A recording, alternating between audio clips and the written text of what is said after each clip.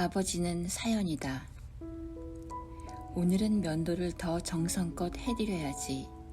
손톱도 으깨어진 발톱도 깎아드리고 내가 누구냐고 자꾸 물어보아야지.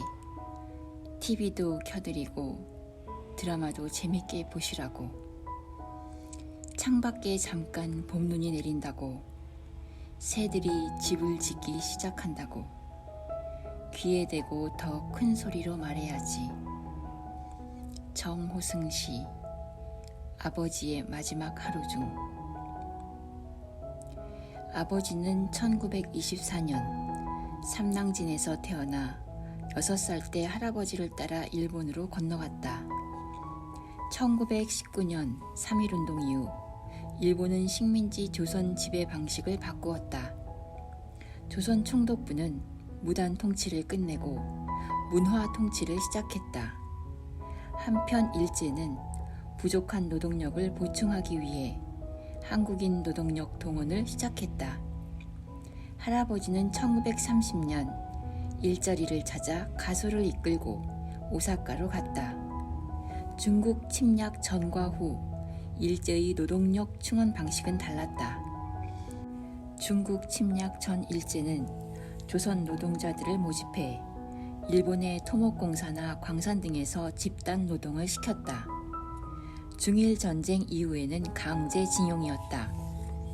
일제는 국가 총동원법으로 노동력 강제 동원에 나섰다. 1939년부터 1945년까지 강제징용된 조선인은 110만 명에서 150만 명에 이르는 것으로 알려져 있다. 할머니는 4명의 아들과 1명의 딸을 낳았는데 딸은 10서너 살에 이르셨다. 장남인 우리 아버지는 어렸을 때부터 천재 소리를 들을 만큼 총명했고 외모가 준수했다. 조선인에게 조생징 하면서 비아냥거리던 일본 아이들도 우리 아버지한테만은 그러지 못했다. 그건 국민학교 내 전교 1등을 놓치지 않았던 덕분이라고 할머니는 말했다. 전교 1등도 1등과 2등의 격차가 너무 현저해서 일본인 교사가 아버지를 유독 귀여워하기까지 했다고 한다. 아버지 자랑을 할 때 할머니의 온몸은 반짝반짝 윤이 났다. 할머니에게 아버지는 삶의 버팀목이었다. 아버지가 일본 국민학교를 졸업할 때 학생 대표로 인사말을 하는 모습을 보며 할머니는 철철 눈물을 흘리셨다. 할머니는 늘 산호는 못하는 게 없었다. 공부면 공부, 글이면 글, 말이면 말 모두 흠잡을 데가 없었다. 고 입버릇처럼 되뇌었다. 산호는 아버지 애칭이었다. 할머니가 아버지를 산호라고 부를 땐 두 분 사이가 좋을 때였다. 아버지가 마음에 안 들 땐 할머니는 아버지를 산호라고 부르지 않았다. 할아버지는 뼈가 부서져라 이랬다. 할아버지는 건장했고 공장에 다녀도 남보다 몇 배로 일을 했기 때문에 수입이 넉넉했다. 그런데도 생활은 쪼들렸고 할아버지는 아버지 중학교 입학금을 주지 않으셨다. 할아버지가 학비를 대주지 않았으므로 할 수 없이 아버지는 중학교로 진학할 때 사환으로 일해야 했다. 할아버지는 단지 학비만 대주지 않은 것이 아니었다. 아버지가 밤늦게까지 공부를 하고 있으면 아버지 책을 화롯불에 던져 태우는가 하면 부직갱이로 때리기도 하셨다. 왜 할아버지는 똑똑하고 야무진 아들이 공부를 하지 못하게 그리도 방해하신 것일까? 링컨의 아버지는 책 읽는 사람을 혐오했다. 링컨에게 공부를 하면 게을러지니 아예 책 따위는 가까이 하지 말라 일렀고 육체 노동을 시켰다. 할아버지도 링컨의 아버지와 같은 이유였던 걸까? 아버지 공부 문제로 할머니와 할아버지는 자주 다투셨다고 한다. 심하게 말다툼을 한 날이면 할아버지는 할머니에게 손찌검까지 했던 모양이다. 우리 할머니는 별명이 변호사였다. 청산유수처럼 할머니는 정말 말을 잘하셨다. 할머니 언변에 눌린 할아버지가 말이 딸리자 손찌검을 했던 것인데 집채만한 몸을 가진 할아버지가 자그마한 할머니를 때리는 것을 지켜보던 아버지는 두려움에 떨었다. 말릴 엄두도 내지 못하고 도망쳤다. 그러면 할아버지가 몽둥이를 들고 아버지를 쫓아왔다. 아버지는 할아버지를 피해 텐마루 밑에 몸을 숨겼다. 텐마루 사이로 달빛이 비쳐 들어왔다. 뽀얀 달빛을 바라보면 이상하게 눈물이 솟구쳐 올랐어 라고 아버지가 말씀하신 일이 있다. 어림잡아 할아버지는 175cm가 되셨는데 아버지는 할머니를 닮아 키가 작았다. 165cm 정도였는데 몸이 가늘어서 더 작게 보이셨다. 아들은 대개 초등학교 4, 5학년이 되면 육체적으로 성숙한다. 당연히 부모가 때리려고 매를 들면 사내 아이들은 매를 붙잡고 버티게 된다. 그런데 체격이 작았던 아버지는 할아버지에게 맞설 수가 없었다. 중학교 학비 하나 대주지 않으면서 아내에게 손찌검을 하고 부직갱이로 아들을 때리려고 달려드는 할아버지의 모습을 상상하면 나도 소름 끼쳤다. 직접 당한 아버지의 마음을 우리가 상상이나 할 수 있을까? 그렇다면 할아버지는 번 돈을 어디다 쓰셨던 걸까? 흔히 이런 경우 여자가 있었다거나 노름을 했다거나 하는 상상을 하게 되는데 할아버지의 경우는 달랐다. 할아버지는 월급을 받으면 그대로 당신 형에게 봉투채 갖다 주었다고 한다. 할아버지의 형은 약방도 하고 역술도 하는 조금 특이한 분이었던 것 같다. 봉건적 사고방식에 따라 큰할아버지는 부모를 봉양했고 우리 할아버지는 형과 형의 가족을 봉양한 것이다. 그게 가당키나 한 일일까? 돈을 벌어 모두 큰형에게 갖다 바치면서 왜 결혼을 해 할머니와 당신 자식들을 그렇게 고생시킨 것일까? 남편이 돈을 벌어 아내와 자식을 부양하는 것은 너무나 당연한 일이다. 1920년에서 30년대는 여성이 사회생활을 할 여건도 마련되어 있지 않았다. 게다가 식민지 여성이 식민지 본국에서 무슨 일을 할 수 있었을까? 가장이 생활비와 학비를 벌어다 주지 않으면 도대체 어떻게 살란 것이었을까? 할머니는 몸이 많이 약했다. 어린 시절 할머니를 떠올리면 아파서 누워 계시던 모습이 가장 먼저 떠오른다. 할머니는 몸이 약했기 때문에 똑똑한 자식을 위하여 아무것도 할 수 없는 스스로가 미웠다고 한탄하셨다.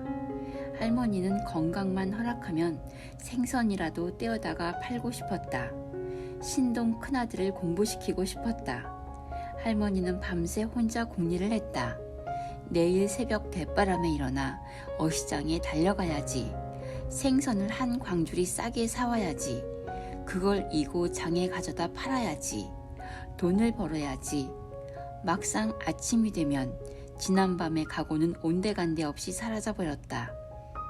아침에 일어나 가족들을 위하여 밥 짓는 것도 할머니 체력으로는 감당하기 어려웠던 것이다. 큰 아들은 부모 공양, 작은 아들은 큰아들의 식술 공양 이야기를 내게 해준 것은 둘째 오빠였다. 나는 둘째 오빠의 말을 들으며 분통이 터졌다. 더 화가 나는 것은 할아버지 형의 자식들이 고등교육을 받았다는 거다. 아버지가 사환을 하며 어렵게 중학교를 다닐 때 할아버지 형의 자식들은 편안하게 우리 할아버지가 번 돈으로 학교를 다녔다고 생각하니 못난 할아버지보다 동생을 등쳐먹은 큰할아버지에 대해 분노가 치밀어 올랐다. 둘째 오빠의 말을 듣다 나는 가슴을 팡팡 쳤다. 중학생 아버지가 주경 야독하다가 체력이 버티지 못해 학교를 중퇴했다는 얘기를 듣고 중학생 아버지가 불쌍해 눈물이 핑 돌았다. 우리 아버지는 죽을 때까지 할아버지를 용서하지 않았다. 할아버지를 미워했다. 나는 그런 할아버지를 아버지가 미워하고 증오하는 것은 당연하다 생각했다. 만일 우리 아버지가 당신 동생들 생활비와 학비를 건사하기 위해 내 학비를 주지 않았다면 나는 아버지가 할아버지를 미워하는 것 이상으로 우리 아버지를 증오했을 거다. 중학교를 중퇴한 뒤 아버지는 공장에 들어갔다. 몸이 약한 아버지는 공장 생활에 적응하기가 힘들었다. 많이 아팠고 하루 출근하고 하루 쉬는 일들이 되풀이되었다. 결국 아버지는 월급이 좀 적더라도 약한 체력으로 버틸 수 있는 일들을 찾게 되었다. 공장에 다니면서 친구도 생겼다. 그런 친구들 중에는 노동조합을 하는 일본인 친구도 있었다. 그 친구를 따라 공산주의 운동을 하는 사람들의 모임에도 가보았다고 한다. 그런데 아무리 강연을 들어보아도 아버지에게는 능력에 따라 일하고 필요에 따라 분배한다는 그들의 말이 다가오지 않았다. 열심히 일하고 일한 만큼 대가를 받고 자신의 삶은 자신이 개척하는 것이지 노동자의 단결된 조직이 아버지의 삶을 지켜주리라는 믿음이 생기지 않았다. 아버지는 태생적으로 두뇌형 인간이었다. 평생 52kg 몸무게를 유지했던 아버지는 온도 변화, 식사량, 주변 환경 등에 지나치다 할 정도로 민감했다. 찬바람이 불면 감기에 걸렸고 조금만 과식을 해도 설사를 했다. 채소를 날것으로 먹어도 복통을 앓았고 기름진 음식을 먹으면 토하곤 했다. 근육이라고는 하나도 없던 아버지의 몸에 근육이 생긴 건 70세부터였다. 귀국하기 전까지 아버지의 일본 생활은 흐지부지였다. 기억나는 게 하나도 없다고 한다. 거의 하루 벌어 하루 먹고 살고 배급받은 설탕을 과하게 먹어 사흘 동안 내리 설사를 했던 기억 정도가 남아있다고 하니 아버지에게는 사춘기도 청춘도 아무것도 없었던 것 같다. 대한민국이 해방되었다. 조국에 대해 아무런 기억이 없는 아버지였지만 해방이 되고 주변 이웃들이 귀국선을 탔다는 소식이 떠돌아다니면서 고국에 돌아가고 싶다는 열망에 사로잡혔다. 할아버지는 나름 괜찮은 공장에서 실력을 인정받은 상태였기 때문에 귀국을 해야 할 절박함이 없었다. 아버지와 작은 아버지들의 성화를 못 이겨 할아버지는 귀국선을 타기로 결정했다. 귀국선을 탈 때 아버지의 마음은 매우 부풀어 있었는데 배가 한반도에 다다르면서 실망감이 엄습해왔다. 멀리 보이는 조국의 땅이 황폐해 보였던 것이다.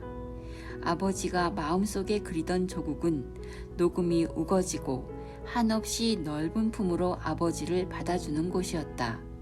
그러나 멀리서 바라본 조국 땅은 메마르고 거친 황토색 뿐이었다. 조국에 돌아오자마자 할아버지는 사기를 당했다. 일본에서 모은 돈을 몽땅 날렸다. 부푼 기대를 안고 돌아온 고국은 귀환 동포에겐 차갑고 냉정하기만 했다. 하긴 일본의 극악한 수탈 뒤끝에 해방된 대한민국에 뭐가 남아있었겠는가. 내지인도 먹고 살기 힘든 판에 귀환 동포가 몰려들어오니 반가울 수가 있겠는가. 당시 일본 귀환자가 몇 명이었는지 통계가 별로 없다. 일본 정부의 자료에 따르면 1944년 말 제1조선인수는 193만 6,843명이다. 1947년 9월 일본 자료에 제1조선인수는 53만 명 정도다. 약 140만 명 정도가 해방 직후 일본에서 귀환했을 것으로 추정해 볼 수 있다. 귀환 동포 중 52만 명이 경상남도에 거주했다. 아버지 가족은 그 52만 명 중 몇 명이었다. 한국은 귀환 동포에게 1,000원 한도 내에서 일본 돈을 한국 돈으로 교환해줬다. 나머지는 보관증을 주고 회수했다. 1946년 3월 귀환 동포의 재산 반입 제한은 더 강화됐다. 일화 예금령이 실시됐고 일본 돈을 소지한 사람들은 은행에 예금해야 했다. 일본에서 혹사당한 제1동포들은 해방 후에 보상과 대우도 받지 못한 채 귀국했다. 귀국 후에도 집도 땅도 직업도 없는 그들은 천덕꾸러기가 됐다. 증언에 따르면 그들은 지원 같은 거 아무것도 없는 상태에서 합천선은 또랑에 갈치, 꼬랑댕이 끊어 놓은 것도 다 구워 먹으며 버텨야 했다. 귀국 후 아버지 가족은 먹고 살기가 더 힘들었다. 아버지는 먹고 살기 위하여 혼자 국어를 공부했다. 아버지, 어떻게 혼자 국어를 배웠어요? 여쭌 일이 있다. 아버지는 신문을 무조건 다 외워보다 셨다. 읽을 거리가 있으면 읽는 게 아니라 닥치고 외웠다. 그렇게 석 달쯤 지나자 한국어 문법이 저절로 익혀졌다. 그리고 이듬해 아버지는 면서기 시험에 합격했다. 그리고 그 다음 해 사법고시를 치렀고 1차 시험에 붙었다. 귀환동포가 귀국한 지 2년 만에 사법시험 1차 시험에 합격하자 밀양에 천재가 났다고 소문이 짜하게 퍼졌다. 그러나 주관식으로 치러지는 2차 시험은 난공불락이었다. 그 사이 아버지는 혼인을 하게 되었고 혈혈단신 서울로 올라와 3급 공무원 시험에 응시에 합격했다. 이후 아버지는 국방부에 오랫동안 근무하셨는데 사무관에서 서기관, 부이사관 등등으로 진급하는 길이 정해져 있었다. 서기관까지는 무리 없이 진급이 되신 것 같다. 어쩌면 당시 내가 너무 어려서 아버지 진급과 관련된 것들을 기억하지 못하는지도 모르겠다. 내가 6살 때부터 사람들은 아버지를 최 과장님이라고 불렀다. 그 이전부터 아버지는 최 과장이었을 것 같다. 6살 이전의 기억은 잘 나지 않는다. 우리 동네 대소사 민원, 이러저러한 송사가 있으면 사람들은 아버지를 찾아왔다. 하여간 우리 집은 늘 사람들로 북적였다. 사람들이 아버지를 대하는 태도에는 존중과 경외감이 배어 있었다. 말 좋아하는 동네 아줌마들은 아버지를 보기 드문 천재라고 칭송했다. 엄마도 귀환동포가 한두 해 만에 고등고시 1차 시험에 합격하는 일은 너네 아버지 아니면 해낼 수 없는 일이야 라는 말을 입에 달고 사셨다. 우리 외할아버지는 일본 명치대학을 졸업한 제사셨는데 밀양 무실 동네에서 조용히 생을 마무리하셨다. 아버지와 어머니의 혼례를 서두른 것도 아버지의 명미남을 높이 산 외할아버지였다. 내가 초등학교 6학년이 되었을 때도 아버지는 과장이었다. 초등학교 1학년 때 환경조사서에는 아버지 직업과 직위를 쓴 난이 있었다. 그 당시엔 서기관이라는 직위가 공무원 세월상 높은 직위였나 보다. 환경조사서를 내고 나면 담임선생님이 나를 꼭 불렀고 아버지에 대해 물었으며 한동안 나를 눈여겨보았다. 당시엔 도무지 왜 그러는지 알 길이 없었다. 대개 선생님들의 그런 관심은 2달 이내에 소멸했다. 내가 다니던 학교는 상도동에 있는 강남국민학교였는데 부잣집 아이들이 많았다. 김영삼 대통령의 딸도 강남국민학교를 다니고 있었고 6학년 땐 국방부 장관의 딸과 같이 학교를 다녔다. 지금의 압구정동 정도였다고나 할까? 학기 초 2달 동안 엄마가 한 번도 학교에 찾아오지 않으셨고 그러고 나면 나에 대한 선생님의 관심도 시들해져 갔다. 2학년, 3학년, 4학년 때까지 같은 일이 반복되었다. 5학년 때 담임선생님은 젊은 여성이었는데 옆반 총각 담임선생님과 썸을 타느라고 아이들에게 무관심했다. 6학년 때 담임선생님은 50대쯤으로 기억되는데 가정환경조사서에 유독 관심이 많았다. 아버지가 공무원이시냐, 어느 부처에 근무하시냐, 가족관계는 어떻게 되냐 등등 관심이 많았다. 어머니를 학교에 한번 모시고 와라 라고 내게 직접 말한 적도 있다.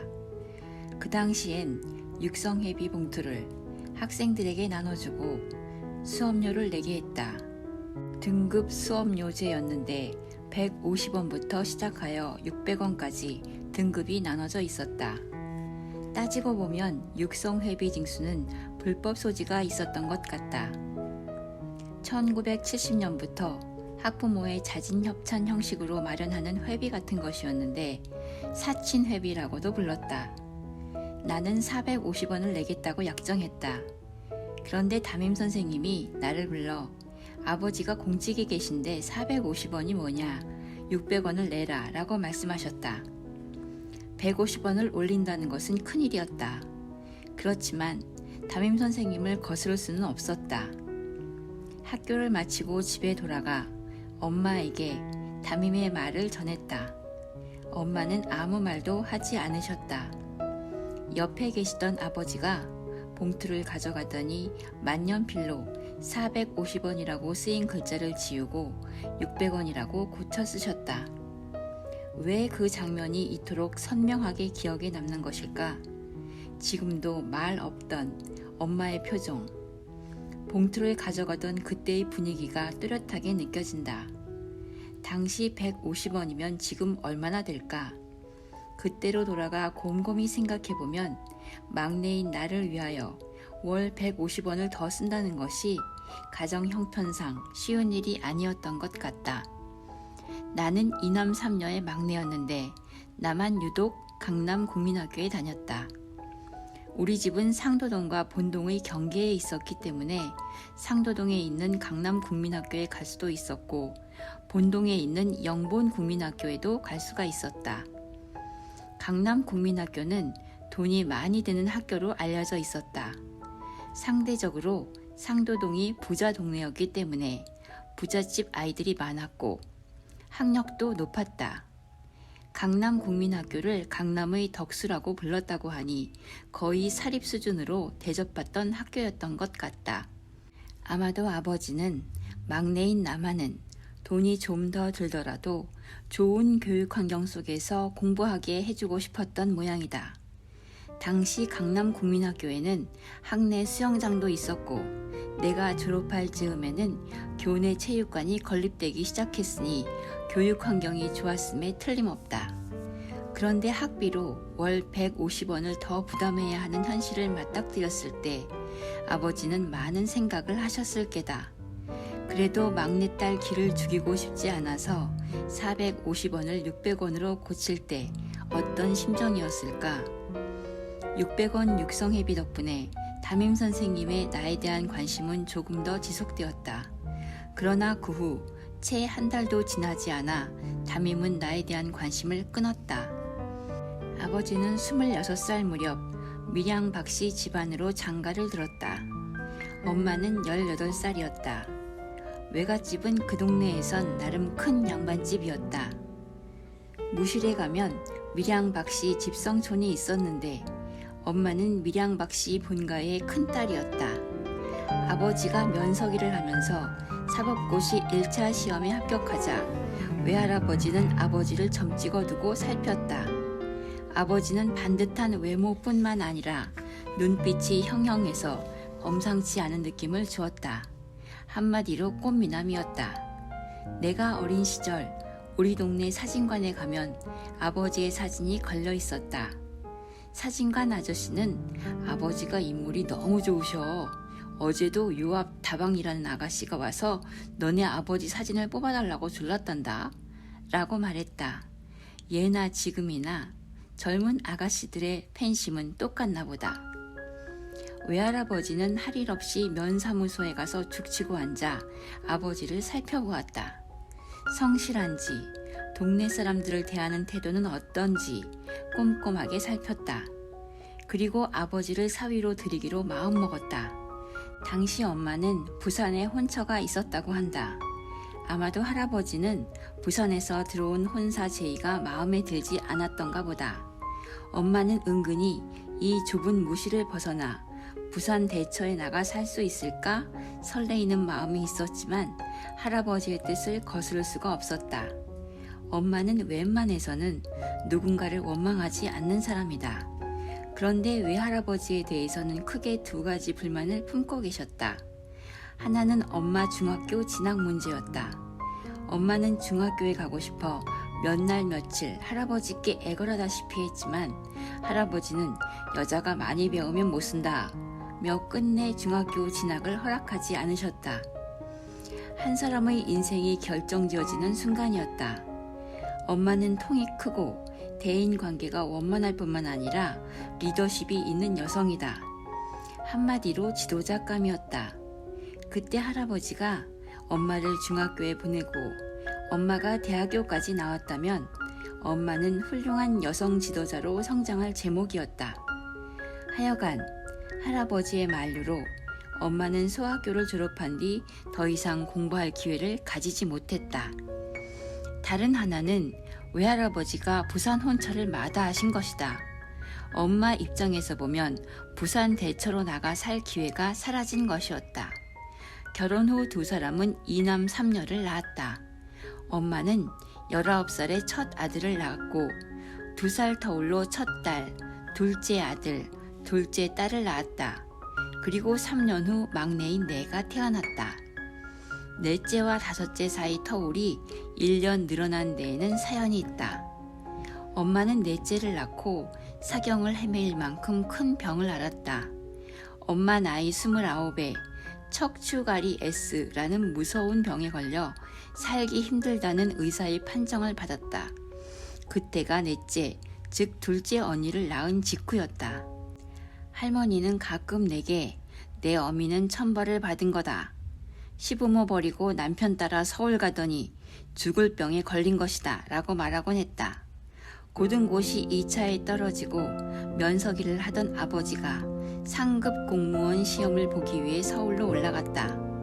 엄마는 아버지가 고향을 떠난 뒤 3년이 채 못 되어 할머니의 만류를 뿌리치고 어린 아들을 들쳐업고 서울로 올라갔다. 요즘 시각에서 보면 아내가 남편을 따라 서울로 올라가는 건 너무 당연한 일이다. 그러나 당시엔 남편은 돈 벌러 서울로 가고 아내는 시골에 머물며 시부모를 봉양하는 일이 당연지사였다. 할머니가 내가 나를 버리고 서울로 가서 천벌을 받았다며 엄마를 갈굴 때마다 엄마는 대꾸조차 하지 못했다. 우리 할머니는 뒤끝이 참으로 긴 분이었다. 그리고 그 점을 나는 빼어 닮았다. 본래 엄마는 조용한 성품이라 대거리를 하지 않았다. 나는 딱 한 번 엄마가 할머니에게 그때 정말 잘못했다고 말하는 것을 본 적이 있다. 그 장면을 보고 나는 의아하기만 했다.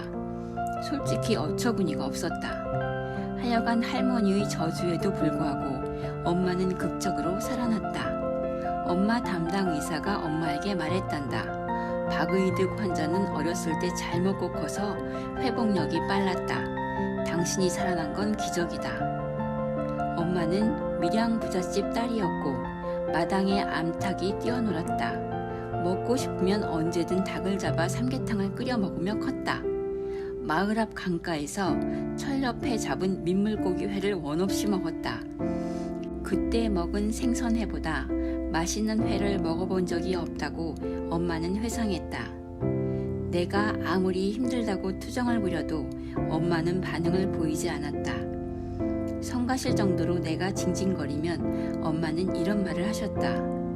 너는 내가 기적적으로 살아나서 잉태한 아이였다. 병원에서 태어나고 1년쯤 지나 내가 너를 임신했다.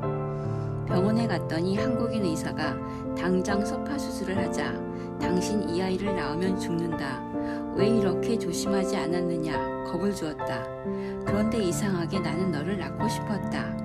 의사가 너 때문에 내가 죽을지도 모른다고 겁을 주는데도 너를 지우고 싶지 않았어. 엄마는 엄마 수술을 집도했던 닥터 바우스에게 의논해 보겠다고 버텼다. 한국인 의사는 당신 미쳤냐? 당신 죽는다며 화를 많이 냈다. 더 대화를 나누고 싶지 않았다. 엄마는 닥터 바우스를 만났다. 가슴이 너무 뛰어서 닥터 바우스에게 임신했다는 말을 못하고 우물쭈물하는데 한국인 의사가 다가왔다. 그 한국인 의사가 닥터 바우스에게 엄마의 임신 사실을 알렸다.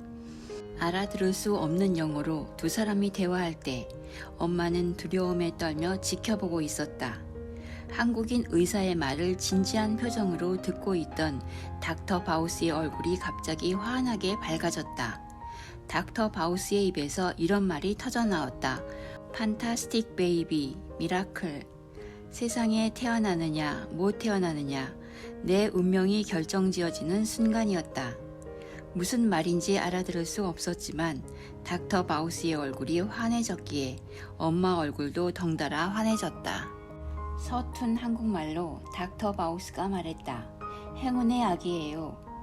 이런 사연으로 나는 둘째 언니와 3년 터울로 태어났다. 닥터 바우스는 아기를 가진 엄마를 유독 알뜰살뜰 보살펴 주었다. 뿐만 아니라 본인이 네덜란드로 떠나기 직전 그 아이가 6살 될 때까지 필요한 의료적 지원을 확정해 놓았다. 엄마는 엄마대로 나를 임신했을 때 좋다는 것은 다 해먹었다고 한다. 한마디로 한방, 양방, 민간요법을 동원해 건강 회복에 힘썼는데 정작 단꿀은 내가 다 빨아먹은 셈이다. 막내 아들이 태어날 것이라고 철석같이 믿었던 아버지는 병원에도 냉큼 오지 않았다. 엄마가 딸을 낳았다는 소식을 듣고 화를 먼저 냈다. 엄마가 태어날 때 겨우 병원에 왔다. 그리고 산모와 아이를 집으로 배달했다. 국민학교 때 이 이야기를 우연히 듣게 되었는데 뭐랄까 버려졌다는 느낌 같은 것이 들었다. 그 사실은 내게 식스센스급 반전으로 다가왔다. 아버지는 나를 몹시도 귀여워했기 때문이다. 딸을 낳았다고 병원에도 오지 않았던 아버지는 내가 생후 1개월쯤 되었을 때 아버지와 눈을 맞추고 활짝 웃어준 이후 태도를 180도 바꾸었다. 내가 대학교에 들어간 이후에도 아버지는 나를 아가 이렇게 불렀다. 내가 초등학교 땐 내가 조금이라도 꾀병을 부리면 아버지 지프차에 태워 학교에 데려다 주었다. 언니 오빠들에겐 그렇게 엄격했던 아버지가 나에게만은 자유로웠다.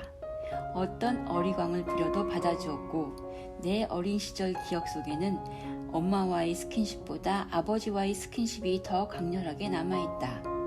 내가 태어났을 때 아버지가 딸 낳았다고 엄마를 구박했다는 말을 듣게 된 상황도 그 연장선상에서였다. 아버지가 나를 너무 예뻐하자 누군가가 딸 낳았다고 병원에도 안 왔던 사람이 왜 저래? 라고 말을 해서 알게 된 것이었다. 아버지가 턱으로 내 얼굴을 하도 비벼 내 얼굴에는 늘 긁힌 상처 같은 것이 있었다. 지금도 면도한 아버지 턱의 까칠한 감촉이 되살아나는 것 같다.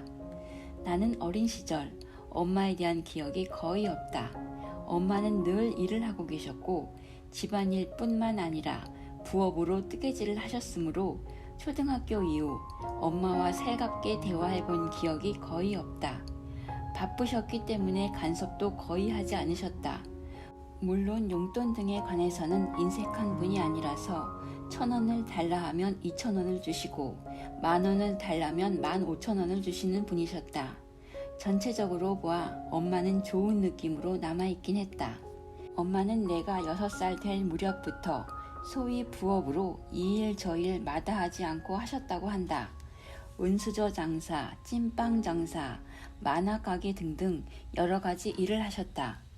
은수저 장사는 은수저를 도둑 맞아 그만두고 찐빵 장사는 애들이 다 먹어버려 손해보고 만화가게는 외상이 많아져 감당할 수 없어 포기했다고 한다.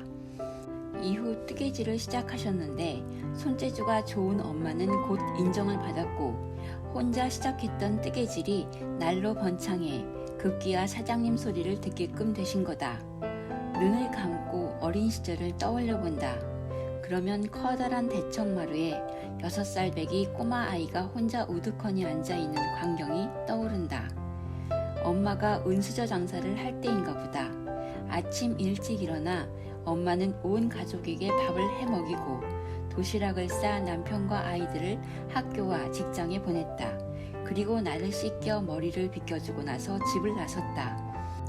지금 이 순간 당시 엄마의 삶을 생각하면 그리고 내가 당시 엄마였다면 나는 견디지 못했을 것 같다. 정말 엄마는 등이 휘도록 일하셨다. 엄마는 영양 부족과 고된 노동으로 인해 척추 결핵에 걸리고 낳은 이후에도 일을 했다. 목과 척추를 일부 도려내고 이어붙여 본래 158cm였던 키가 153cm로 줄고 등도 약간 휘어버렸다. 그러나 이건 어디까지나 지금 돌이켜보며 헤아린 것일 뿐이다. 대여섯 살의 나는 엄마가 없는 시간들이 너무도 외롭고 무서웠다. 내가 혼자 대청 마루에서 울고 있으면 뒷방에 새들어 살던 미용사 아줌마가 나를 자기 방으로 데려갔다. 그 미용사 아줌마의 얼굴이 뿌연 기억 속에 남아있다. 파마 머리의 얼굴은 그리 곱지 않았지만 통통해서 푸근한 인상을 주었다. 아줌마는 내 눈물을 닦아주고 세수를 시켜준 다음 머리를 만져주고 화장을 시켜주었다. 그리곤 거울을 보여주며 정말 예쁘다, 공주님 같아 하며 내 볼을 꼬집었다. 정말 거울 속에 예쁜 여자아이가 있었다.